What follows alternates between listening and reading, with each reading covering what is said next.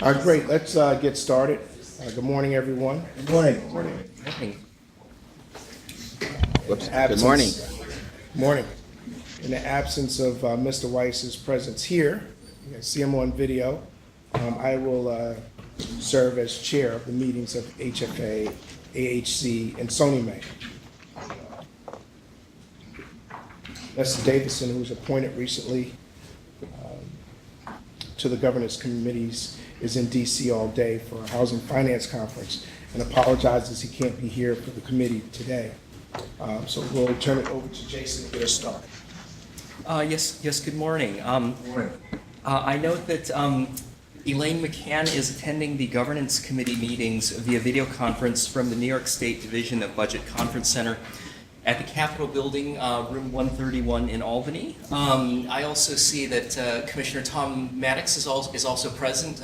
Good morning, Commissioner. Good morning, Elaine and Tom. Good morning.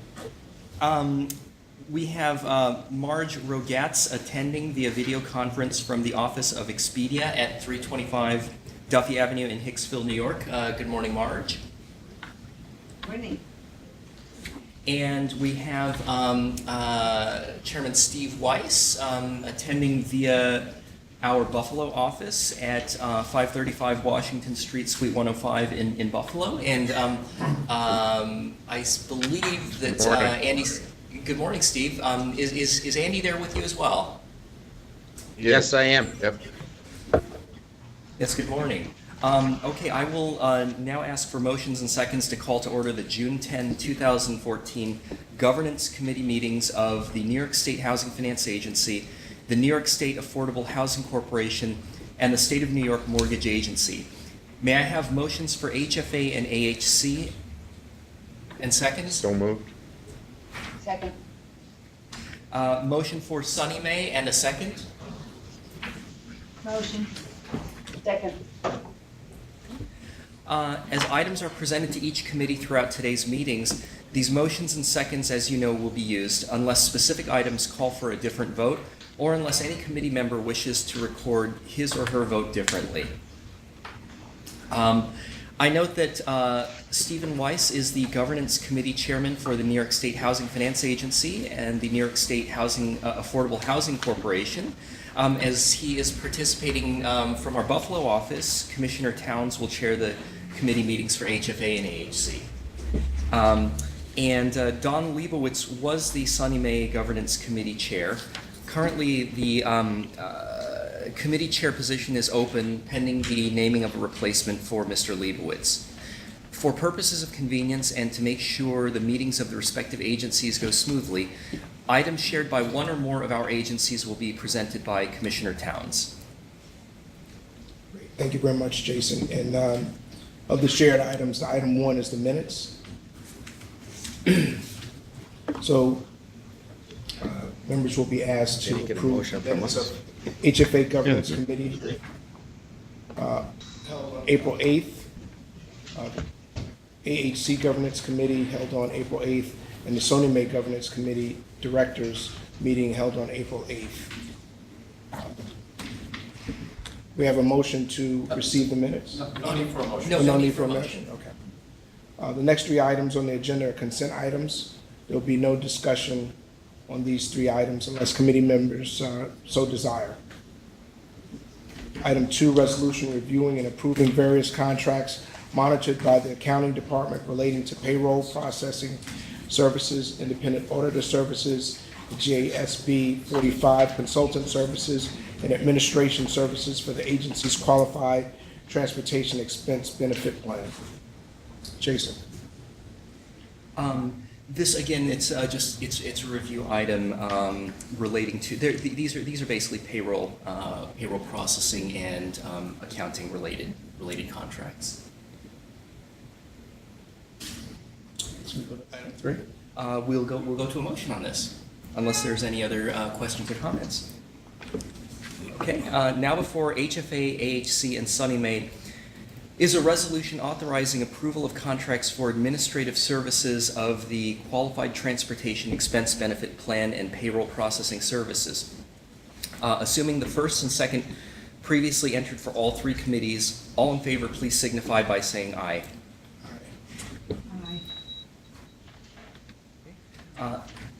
The motions are carried and the resolution adopted.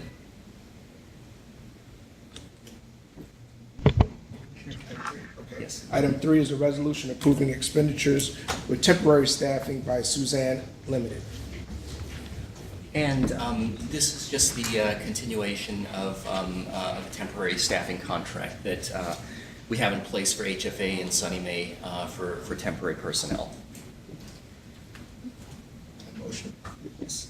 Okay, there are no questions or comments. Now before the HFA and SONYMA governance committees is a resolution approving purchase order agreements for temporary staffing. Assuming the first and second previously entered for HFA and SONYMA, all in favor, please signify by saying aye. Aye. Aye. The motions are carried and the resolution adopted. Item 4, resolution approving contract with Radian Guarantee for mortgage servicing and reissuance services. And again, this is a consent item. Are there any questions regarding this item? It's I believe this is a It's to continue an existing pool policy. yes. It's a continuance of an existing servicing contract. If there's no questions or comments, now before the SONYMA Governance Committee is a resolution approving the continued retention of Radian Guarantee, Inc. for reinsurance and administrative services. Assuming the first and second previously entered for SONYMA, all in favor, please signify by saying aye. Aye. Aye. Aye. The motion is carried and the resolution adopted. The next 4 items are on the agenda are information items. There will be no discussion on the first 3 information items unless members so desire. So item 5 is the annual review of marketing-related contracts for SONYMA mortgage products. Item 6 is the annual review of basic loan servicing agreement with Greystone Servicing Corp. Item 7, annual review of contracts with the New York State Legislative Bill Drafting Commission, Reed Elsevier, Inc., West Publishing, West Group, Sisinic, and CQ Roll for the provision of legal research services. Item 8 is the information session in connection with governance issues, particularly relating to the impact of Dodd-Frank and other federal legislation on agency affairs. And so, Salinas. thank you, Darrell. So a while ago, Governance Committee members asked that we look at the impact of Dodd-Frank on the agencies so far and provide a brief presentation. We've inserted in the members' folders and the committee members' folders, and we faxed to the folks in participating remotely copies of a memo that's more detailed than needs to be for purposes of an oral presentation, but that can be useful to look at later. As relates to the agencies, the impact of Dodd-Frank really is in 4 areas. The first is Dodd-Frank, when it first came out, had an ability to repay rule that applies to the mortgage markets. In essence, that means that as lenders make mortgage loans to individuals, there is a presumption that they will make an analysis of the ability of the borrowers from single-family homes to pay back their loans. This is now the law and kicked in finally after regulations were implemented in the beginning of this year. The HFAs as a group were adamant early on in this process that we should receive an exemption from this rule because the types of loans, single-family loans, that housing finance agencies such as SONYMA and its counterparts throughout the country had not been involved in the issues that led to Dodd-Frank, dealing with subprime loans and the like. And after a prolonged rulemaking process, the entity that has been created to oversee this, which is the Consumer Finance Protection Bureau, put out rulemaking exempting single-family loans administered through programs of HFAs such as SONYMA from the requirements of the provision. They went at great lengths to talk about why they were doing that, and the main argument was how responsible and strict HFAs have been and continue to be in providing mortgages to first-time home buyers. So this was something that benefited the agencies greatly, even though SONYMA, which has benefited from the strict underwriting over the years, still continues to require fully documented loans and to analyze the ability of the borrowers to pay, but at least it doesn't have to get involved in some of the other more burdensome requirements that would have been imposed on it. So, you know, the substance of the intent of the rule is met at SONYMA and housing finance agencies, but the specific provision HFAs were exempted from. A second mortgage-related rule, again, this is SONYMA, is the risk retention rule, where in connection with the single-family loans, the securitizers had to maintain sort of a 5% risk retention. That would have been, that's another requirement that the community of HFAs asked to be exempted from. And again, the Consumer Finance Bureau exempted the agencies from that provision. It doesn't apply. The third main one, which does apply, is the prohibitions on high-cost loans. Typically, SONYMA and HFA, SONYMA finance loans would not fall within the definition of high-cost loans by virtue of the lower rates that they typically have, but in some situations when the market is very low, they can become classified as high-cost loans. The rule, the Dodd-Frank rule, only exempts HFA loans from the high-cost requirements if they are originated by the HFAs. Since SONYMA program is not an origination program, but we buy loans from banks, our loans are subject to that requirement. And what the single-family program, and George Leocat, I think, is here, has communicated to the banks is that if any of our loans end up classified as high-cost loans, we will change the rate so that the rate is lowered and it will not be viewed as a high-cost loan. Is that correct, George? That's correct. So that's the third impact. The fourth on the mortgage side is servicing. There are a huge number of requirements on servicers of mortgage loans that are imposed by Dodd-Frank. And again, most of those, at the request of the housing finance agencies, we are exempted from. The only ones that still remain are some requirements dealing with adjustable rate mortgages, which SONYMA doesn't make. So the good news on the mortgage side is that a number of these requirements that would have imposed, I think, more than anything else, administrative burdens on the agency and on our servicers and in our interactions with our servicers have not been applied to the housing finance agencies after a great deal of lobbying on the part of the agencies, and for the very sound reason that these rules were created to address a problem that really never surfaced in agencies such as ours that have had responsible lending programs. So that's the part on the mortgage side. On the finance side, Dodd-Frank. Alex? Yes. Yes. Sorry to interrupt. Just a quick question about process. You were commenting on the lobbying effort, which was obviously successful in advancing HCR's interests. Did we do that directly? Did the various HFAs rely on an association? Can you just spend a minute talking about how that process worked and the extent to which there's a formalized government affairs effort?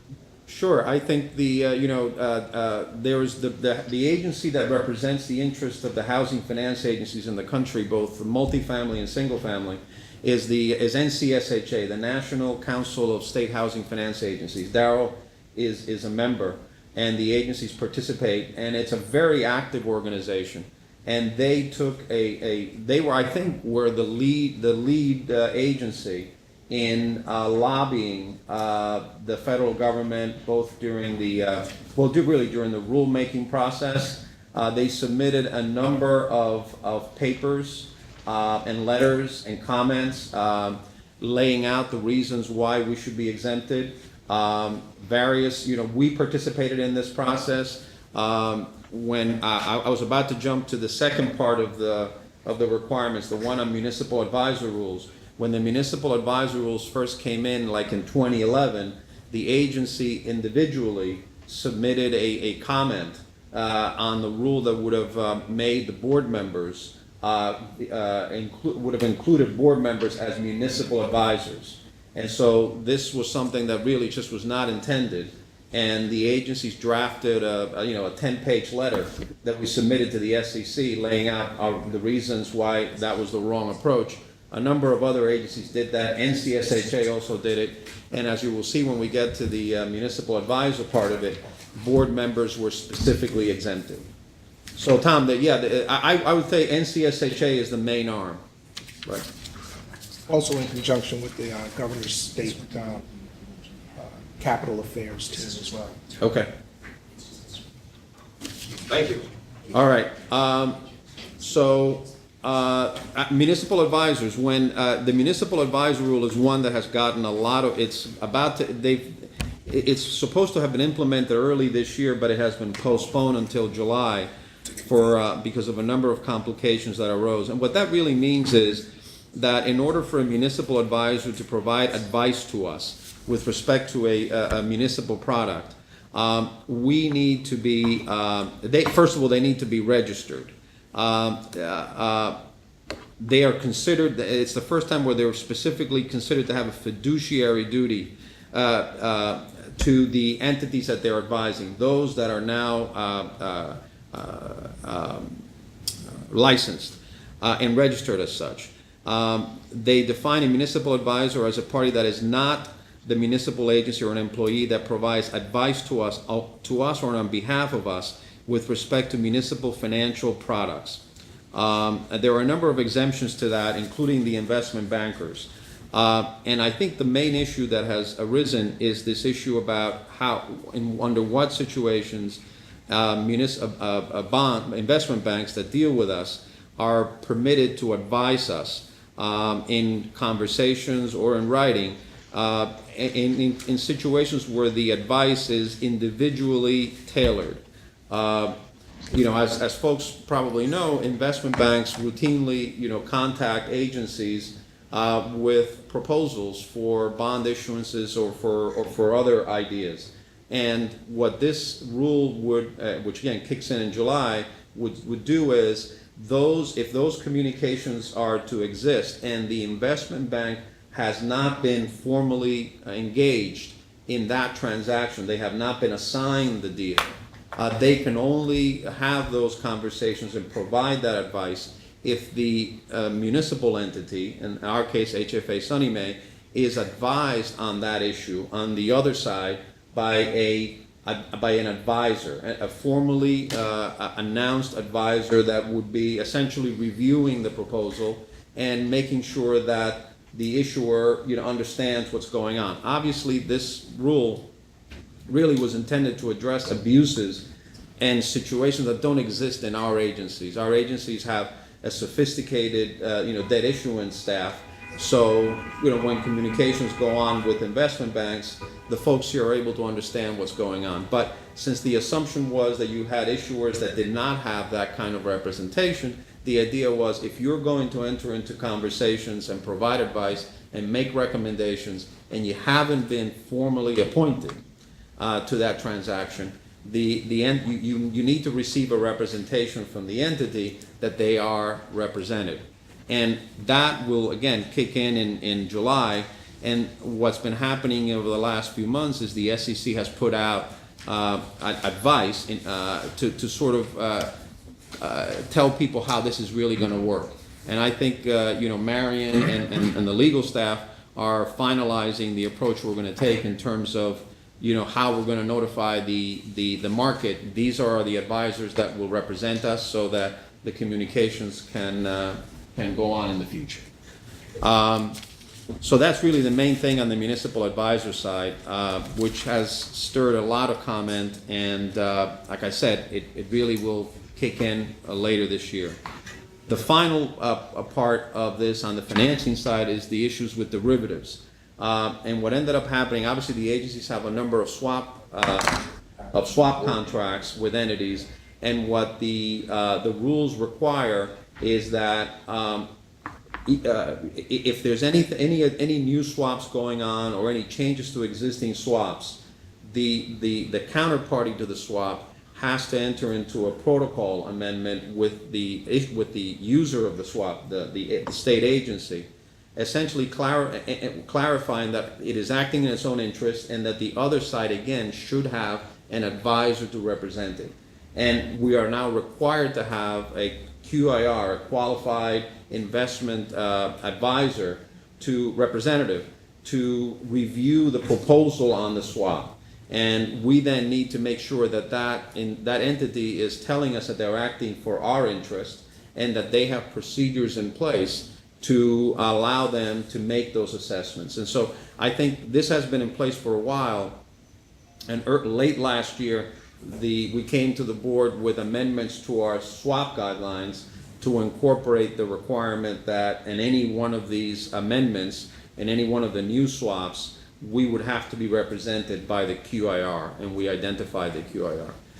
That really is the fourth and last. So in essence, in summary, really, there are three mortgage rules: the risk retention, ability to repay, servicing, and high-cost loans. And I think we are in very good shape on all of those. And on the finance side, you have the municipal advisor and the swap protocol. And the municipal advisor one is the one that we're in the process of finalizing. That's it. Questions? And again, you have a memo in your folders that is much more detailed than this. And if anybody has any questions after reading the memo, feel free to reach out to us. Ms. Alice. Thank you, Alex. Thank you. And That's it. That's, no unfinished business. Guess we can go to a motion. let me do that. Let me actually, just jumping back quickly to item 1, let me just also reflect 2 additional minutes that are included in the minutes for deemed approval. That's the 33rd MBBA Governance Committee Directors Meeting held on April 8, 2014, and the 32nd TSFC Governance Committee Members Meeting held on April 8, 2014. So moved. No motion necessary, Ken, but thank you. There being no unfinished business, can I have a motion and a second to adjourn the Governance Committee meetings? So moved. Second. Second, okay. The motions are carried and the meetings are adjourned. The next Governance Committee meetings are scheduled for Tuesday, September 9, 2014 at 9 a.m. Summer will be over. Thanks. Bye-bye, everybody. Yep, take care, guys. Bye, thanks. Thank you. All right, Thank Marge. you, Marge. Bye-bye. Bye. And I guess we will now move into the Audit Committee meetings. And so, Chairman Viala, if you'd like to open the I meeting. would. Good morning. Good morning out there in TV land. Good morning. Good morning. I'm going to turn things over to Jason to take the required legal steps to open the meetings formally. Thank you, Chairman Viala. I will note that Commissioner Thomas Maddox and Elaine McCann are attending the Audit Committee meeting via video conference from the New York State Division of Budget Conference Center at the Capitol Building, room 131 in Albany. And Andrew Sanfilippo is attending the meeting from the agency's Buffalo Regional Office at Electric Tower, 535 Washington Street, Buffalo, Suite 105.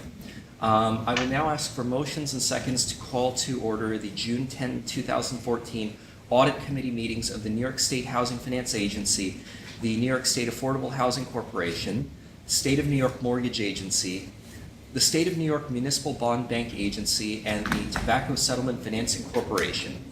May I have motions for HFA and AHC and seconds? So moved. Second. May I have a motion for SONYMA and a second? Move. Second. Second. May I have a motion for MBBA and TSFC and a second? So moved. So moved. Second. You're seconding, Andy. Oh, okay. You gotta Second. be quick. You gotta be quick. Mr. Kenneth Viallo is the Audit Committee Chairman for the Municipal Bond Bank Agency and the Tobacco Settlement Financing Corporation, and will chair the committee meetings for MBBA and TSFC. Commissioner Towns is the Audit Committee Acting Chairman for HFA and AHC Audit Committees, and will chair the committee meetings for HFA and AHC. And Mr. Anthony Bergamo is the Audit Committee Chairman for SONYMA. As items are presented to each committee throughout today's meetings, these motions and seconds will be used unless specific items call for a different vote or unless any board member or director wishes to record his or her vote differently. For purposes of convenience and to make sure the meetings of the respective agencies go smoothly, items shared by one or more of our agencies will be presented by Committee Chairman Viallo. That is at least until you have to leave. I know you have to leave a little bit early for another meeting. I do. Okay. Chairman Viallo. All righty. This is item number 1. The following minutes shall be deemed approved absent corrections from members and directors. Here we go. HFA Audit Committee members meeting held on April 8th, 2014. The AHC Audit Committee members meeting held on April 8th, 2014. The SONYMA Audit Committee Directors meeting held on April 8th, 2014. The MBBA Audit Committee Directors meeting held on April 8th, 2014. And the TSFC Audit Committee members meeting held on April 8th, 2014. Are there any corrections or comments from directors? If not, these are deemed approved. Thank you. Next item is resolution approving internal audits procurement audit report, and Mr. Topik is here to discuss this with us this morning. Thank you for providing the materials in advance. Good morning. Good morning. Good morning. Item number 2 is the internal audit on the procurement.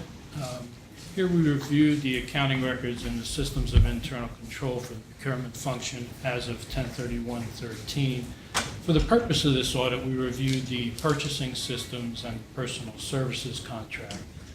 With regard to the purchasing, we reviewed 25 contracts valued at about $285,000. And we also reviewed 26 personal services contracts, which were valued at about $6.2 million. And we did this to ensure that the contracts were approved by management, supported by documentation, and were promptly paid.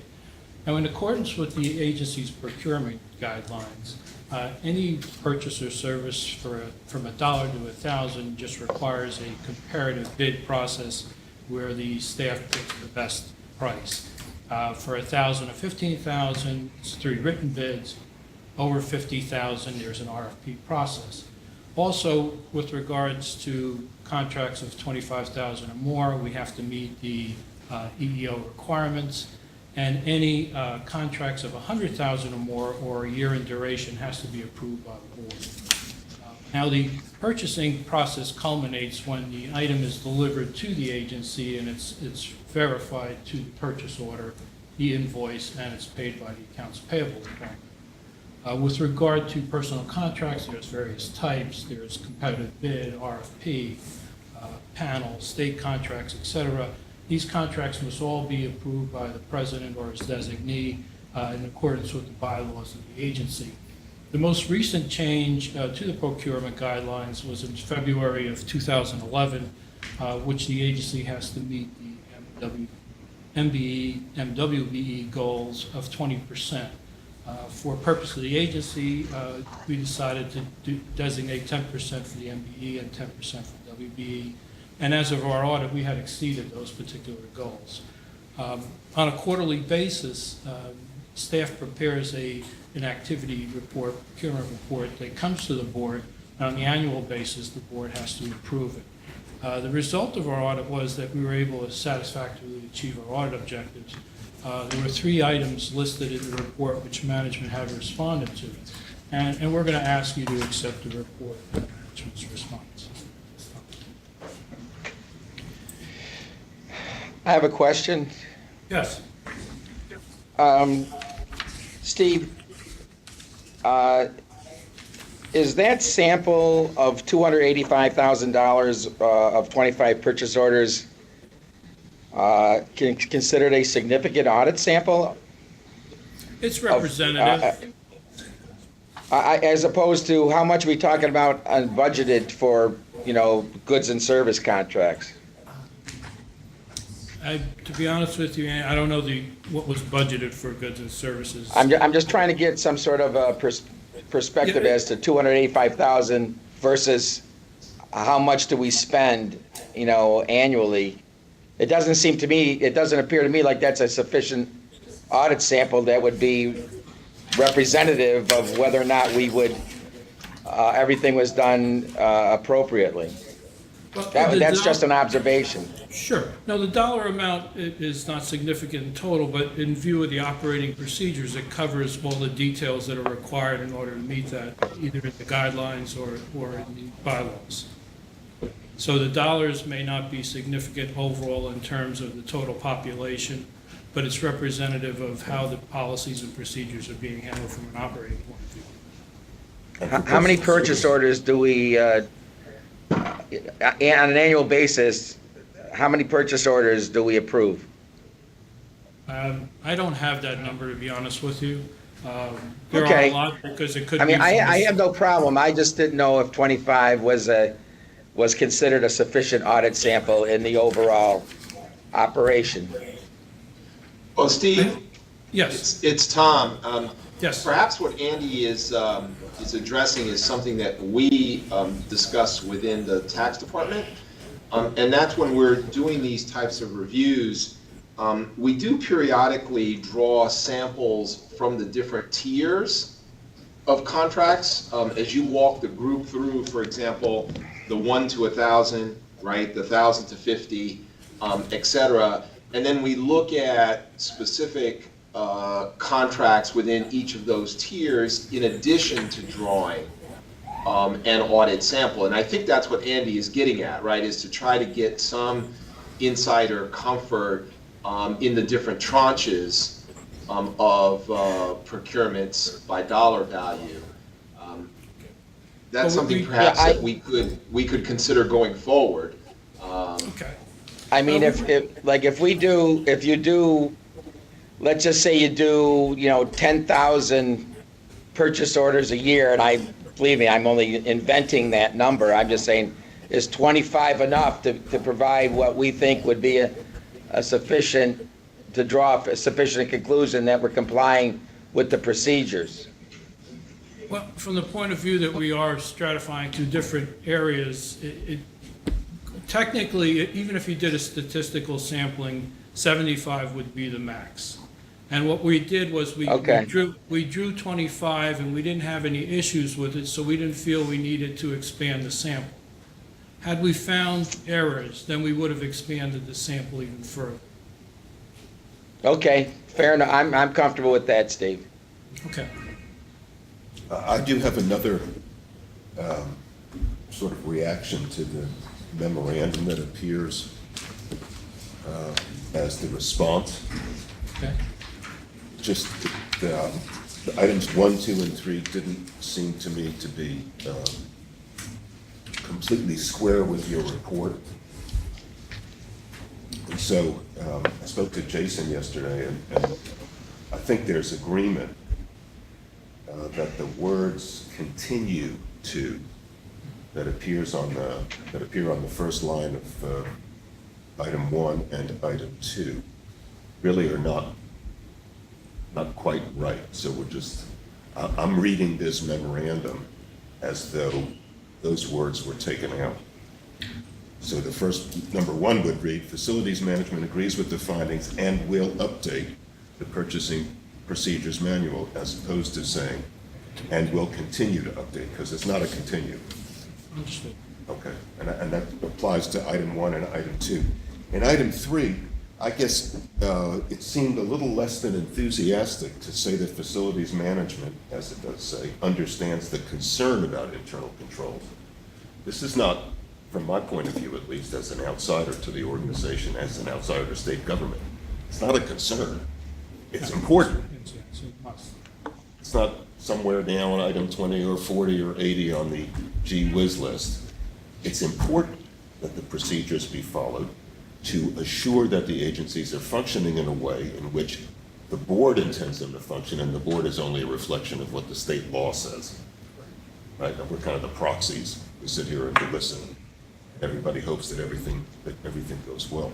So, from my point of view, the first sentence of number 3 has got to read, facilities management understands the importance of internal controls in the vendor selection process. And I'm reading it that way because I understand that's what was intended, and perhaps the memorandum Yes. was a little less than fully artful. We did have discussions, and they certainly do understand the importance. I mean, yes, we could have tweaked the response a little bit. I understand where you're coming from. Going forward, we'll make sure that happens. Okay, I would appreciate at our next audit committee meeting, if you would let us know where the facilities management group stands with respect to items 1, 2, and 3. Have they progressed, made the changes in the manual, and made the changes in the procedures that are necessary? Okay. Also, Mr. Bialo, Thank could you. you read the last sentence of item 3? I don't have it available to me on my screen right now, but when I read it, I thought that the last sentence could use some elaboration as well. That would be helpful, and since we're going to come back to this at the next meeting, it might be helpful. I've got it now. It says, the response that I looked at last night, I think at the end of the sentence it said they have been rectified. Is that what the wording is? On the response to item 3? Yes, Elena, it does say Yes. there was a transition in staff, but all the relevant staff have now been trained on OTPS and ECS systems, and all purchase orders have been rectified. That's the sentence you're looking at, right? Yes, so if you could just add to the discussion at the next meeting what we mean when we say the purchase orders have been rectified, just a little explanation of that when we do that, since we're going to be going back. Good question. Good question. Thank you. Ken? Yes, sir. It's Tom. To your point, I'm glad you raised it, because one of the prior discussions that we had also reflected some concerns about management's focus and understanding of the importance of internal controls, as evidenced by how long it took to remediate the open issues. And I think at one stage we had discussed having a periodic review of the elapsed time between when, Steve, your team has identified issues and when management has completed the remediation. And I'm thinking specifically of a couple of software and IT-related control issues that had been identified where management had in fact requested and had received multiple extensions. Perhaps, Ken, as part of your request, we can also do a bit of a look back at your discretion to get a sense of elapsed time historically to deal with issues that Steve and the team have identified, and then perhaps to discuss going forward how comfortable we would be with essentially mandating a hard stop, if you will, for management to address issues that Steve finds in audit reviews going forward. Tom, I recall you making those very same comments when we were dealing with that software question. Yes. And I think those are very fair comments, and I think it would be great, Steve, if not only a clarification on rectified and the other issues that I was talking about earlier, if we could have, as Tom suggests, kind of an overview of the situation on the software. Yes, and we are following up. Some of the target dates have not been met yet. Some were at the end of this month. And I think one particular item went as far as beginning of September. So they're being worked on. The actual target date hasn't elapsed yet, expired. So we are following up, and we'll continue to do so. Okay, so at the next meeting, which is in June, it would be wonderful if we could. No, it will be I'm September. sorry, September. This is June, isn't it? It is. In September, if you could have a brief memo reporting on the status of The open those, items. with respect to software, the changes that were made, whether the deadlines are met or not. Okay. And I think if they're not met, I think Tom is going to say the words hard stop again. And we need to make sure it's taken seriously. Okay. And that what is supposed to be done is done. Definitely, no problem. Is that okay with you, Tom? Sounds good, thank you. Okay. All right. With those comments, we do have a resolution. I'm okay with adopting the resolution as a paperwork matter, but when I say that, it includes all of the reservations that we've just mentioned from Elaine and Tom and myself For the next meeting. for the next meeting. Okay. All right. With that said, Jason, do I turn this over to you or do I take the vote myself? I'll do it. Okay. Now before. Thank you, Steve. Now before the committees is a resolution reviewing and approving internal audit's procurement audit report. Assuming the first and second previously entered for all the committees, all in favor, please signify by saying aye. Aye. Aye. I, The motions are carried and the resolution adopted. Thank you. I've got to leave for a meeting downtown, which I'm scrambling to make, but in any event, at this point, I turn the meeting over to Anthony to preside over the SONYMA Audit Committee meeting, Chairman Biano, thank you very much. and I vote to adjourn whenever anybody else votes to adjourn. Sure. Okay, Thank you very much. thank you. Thank you, sir. Thank you. Is the MBBA TSFC portion of the meeting over? I think it is, but we don't have a formal adjournment motion. You want to move to adjourn our portion?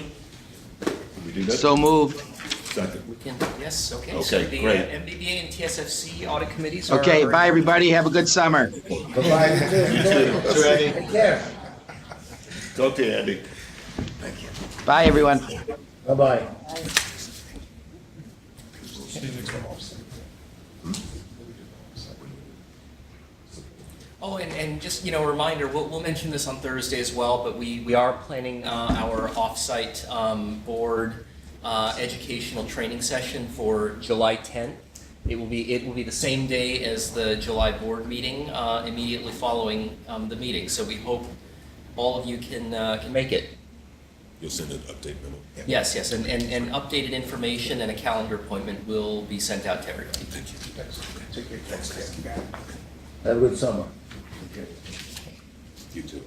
Resolution approving internal audit service audit of City Mortgage, Inc. Joe, first discuss. Here we reviewed the mortgage systems of internal controls for the Is single there a family. reason why? Was there a problem or you just selected it? It was selected based upon the requirement that we review the top 6 servicers within Okay. the organization, which is about almost 90% of our loans, about 87% of our loans, within a 2 to 3 year period. And that's how they were selected. Okay. So as I was saying, here we reviewed the mortgage records and the systems of internal control for the single-family mortgages that they are servicing. At the time, they were servicing approximately $109 million in loans. City Mortgage, as you might know, is a subsidiary Citigroup who had about $1.9 trillion in assets as of December 31st, 2012. They're a full-service mortgage organization who deals with acquisitions, purchases, servicing of residential and commercial mortgages. They're participating in all the agency's programs. You can make payments at any of their branches or through a locked box, and their deposits are, of course, FDIC insured. The result of the audit was that we were able to generally satisfy our audit objectives. There were 5 items in the report which management has responded to. And again, we're going to ask that the report and management's response be accepted. Any questions, additions, deletions? Motion? I move. Second. Let's go. Okay, let's see. Now before the SONYMA Audit Committee is a resolution reviewing and approving the servicer audit of City Mortgage, Inc. Assuming the first and second previously entered for SONYMA, all in favor, please signify by saying aye. Aye. The motion is carried and the resolution adopted. We're gonna slightly change the agenda order here so that in the interest of expediency, we can get all the SONYMA items finished up right now. Thank you so much. So we're gonna jump to item 6, which is in, Daryl, you want to introduce this item? Item 6. Item 6 is a resolution reviewing and recommending for approval the independent auditor's report relating to the audit of scheduled expenditures of federal awards. Mr. Weinstock, is that Gary? Morning. Next question, what are the federal awards? What are the federal awards? For SONYMA, we participate in a program, National Foreclosure Mitigation Counseling Program. And it was another program called ALPS during the year. For HFA, there's bigger programs. It's NSP and the Section 236 IRP programs. Those are primarily programs that we get federal awards for. Thank you. And any of those, anytime that an entity distributes $500,000 or more during the fiscal year, it's required that the single audit or the A133 audit for compliance is performed by its independent auditors. And I have with me Lieutenant Ernst & Young, Dave Malkowski, our partner, Amy Wong, manager, who will be presenting the results of the audit. Thank you, Gary. Before I do that, this is our last meeting of the year where we're actually going over the audit reports, single audit and AHC. And I really wanted to take this time to thank Daryl, Sheila, Gary, and their respective teams for a great effort this year. There was a number of GASB statements that were implemented, specifically GASB 65 on your base statements, that required quite a bit of work. And quite a bit of analysis. So whenever you're an issuing agency like you are, there was a number of analyses that had to be done to make the changes required in GASB 65. Great job by everybody on the team.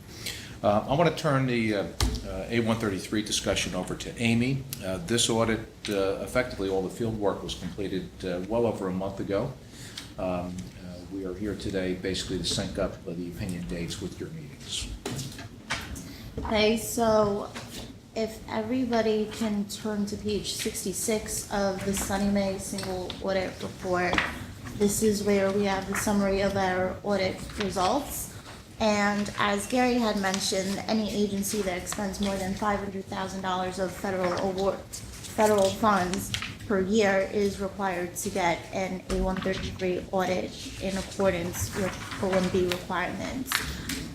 So on page 66, this will really just run through our summary results. As it relates to the financial statements, we've issued an unmodified report. We did not identify any material weaknesses or significant deficiencies as it relates to internal control over financial reporting. We did not note any non-compliance that was material to the financial statements. As it relates to the internal control over the major programs that we selected for testing, there were no material weaknesses identified, no significant deficiencies. We also issued an unmodified report as it relates to compliance for the major programs.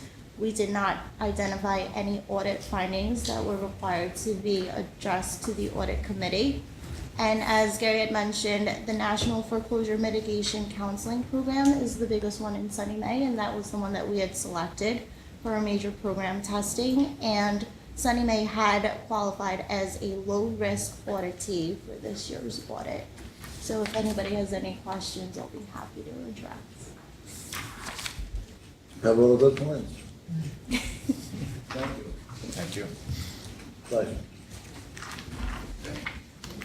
Albany, questions? No, Elaine and I were just commenting on the fact it's nice to see essentially a clean bill of health. Yes, it is. Great. Okay, we'll go to the resolution. Now before the committees is a resolution reviewing and recommending for approval the audited schedule of expenditure and federal awards, single audit report for the fiscal year ended October 31, 2013. Assuming the first and second previously entered for HFA and SONYMA committees, all in favor, please signify by saying aye. Aye. The motions are carried and the resolution adopted. And we can move at this point to adjourn the SONYMA Audit Committee. Can I have a motion and second to adjourn SONYMA? So moved. Second. Albany, thank you. New York, thank you. Nice summer. Thank you, everybody. The motion is carried and the SONYMA Audit Committee meeting is adjourned. Thanks so much. Thanks, Counselor. Thank you, President. Thank you, everybody. Thank you so much. We might as well do item 5 since we have. Sure. We'll go in reverse order. We'll go to item 5 now. Darrell? This is the resolution recommending the approval of the AHC March 31st, 2014 financial statements. Back to Gary. Okay, so AHC we do on a separate calendar from the other financials, which were January. We do for all the other agencies because AHC has the same fiscal year end as the state, March 31st. So we finished that audit up to have the presentation in June. The financial statements that were distributed show that AHC continues to get the appropriation that it's been receiving every year, $25 million. And that money was expended during the year. There's not much of a change between the two fiscal years of 2013 and 14. We distributed housing grants, which is the amount of that appropriation that was distributed of $25.9 million. That was a decline of just 1% from the year before, so it was basically the same. We received some repayments from homeowners that are required under certain circumstances. That was just an increase of 61%, but it was really from $961,000 to $1.5 million. That's just on the timing of when homeowners might move out of their home for the required period or refinancing that requires a repayment. And it's kind of unpredictable, but it usually runs between like $400,000 and $1.2 million in any given year. But aside from that, the financial statements during the year are pretty similar to the year before. The corporation continued to fulfill its mission and distributed the same amount of the appropriation as it normally does.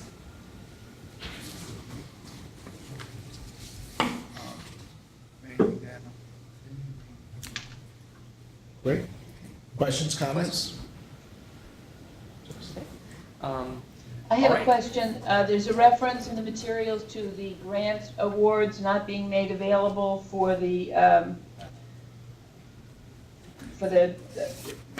what would have usually been the $26 million that was received in 2013, and there was a decrease of $14.3 million. Yeah, due to as a result of general activity. Yeah, due to the Can we further timing. down? Excuse Yes, me? there's a reference to the fact that the funds were not Yes. made available. I think it was until October of 2013. And my question is, what does that mean that the funds were not made available until October of 2013? And would there be any programmatic impact from that delay? I have Dominic Martello, the AHC Vice President, to discuss that. Hi. We get the appropriation every year from the state budget. Once it's approved, then we go out with the notice of funding availability, and we just delayed the funding until October that year. That was after Hurricane Sandy. There was a lot of other funds available, and there was a decision made just to delay the notice. Applications came in, excuse me, in January of 2014, and over the last several board meetings, we've been making awards. So it's really just a timing issue.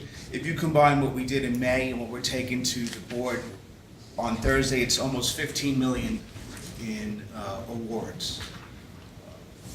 Thank you. Had we gone out a month or two earlier, the numbers would be almost identical from year to year. Understood, and I assumed that it was a timing issue, but the statement that the funds were not available, I just wanted to know whether there was any particular issue there.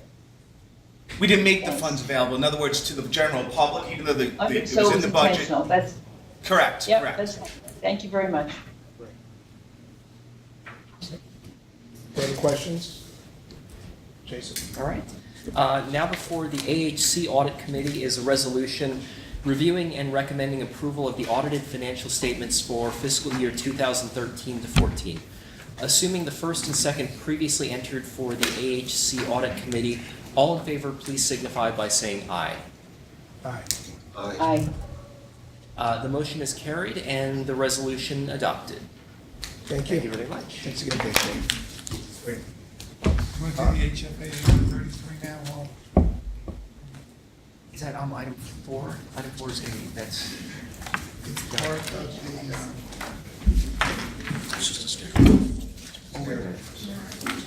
Oh, yeah, no, that's, sure, why don't we, yeah, that's going back to item 6, but it's the second half. okay, sure. We've already approved the Sunny May A133 audit, and the HFA required one as well, which Amy will discuss. I'll run through page 75 of the HFA single audit report. So similar to the Sunny May audit report, we did not identify any significant deficiencies or material weaknesses in internal control over financial reporting or as it relates to the compliance over the major programs. We issued unmodified opinions on the financial statements and on compliance. There were no audit findings to disclose to the audit committee, and we had audited the interest reduction payment program as our major program this year. HFA was also qualified as a low-risk auditee. Very good. Thank you. Thank you all. Thank you. Now to item 4, the resolution approving internal audit mortgage billing system audit report. That's back to Steve.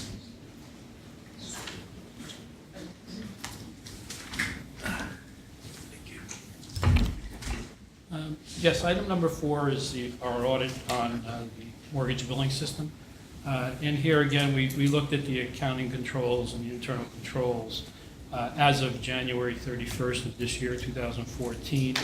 The mortgage billing system is the responsibility of the accounting group, and they prepare the billings as well as the miscellaneous receivables. Briefly, staff mails out the bills on a monthly basis. The funds are received through a lockbox operation with JP Morgan Chase. And then the funds are transferred into an agency account, and staff will then go via the internet and obtain a list of the transactions using a unique identification and password. The items are posted to the general ledger, which is reconciled by staff and approved by management. And for this particular audit, we reviewed approximately $6.8 million in deposits and about $6.4 million in withdrawals from the lockbox operation. We also did a detailed review on the mortgage billing system itself, the lockbox operation, as well as the cash transactions, the reconciliation process, and also any delinquent accounts that were there. The results of the audit was that we were able to satisfactorily meet our objectives. There were 2 items in the report, and we're going to ask you to, again, accept the report and management's response. Questions, comments?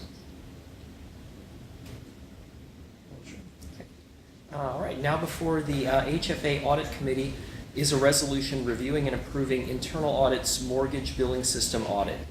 Assuming the first and second previously entered for HFA, all in favor, please signify by saying aye. Aye. Aye. The motion is carried and the resolution adopted. That's it. All right, there being no unfinished business, may I have a motion and a second to adjourn the HFA and AHC Audit Committee members' meetings? So moved. Second. The motion is carried and the resolution adopted. The meetings are adjourned and the next Audit Committee meetings are scheduled for Tuesday, September 9, 2014. Thank you. Great. Thank you.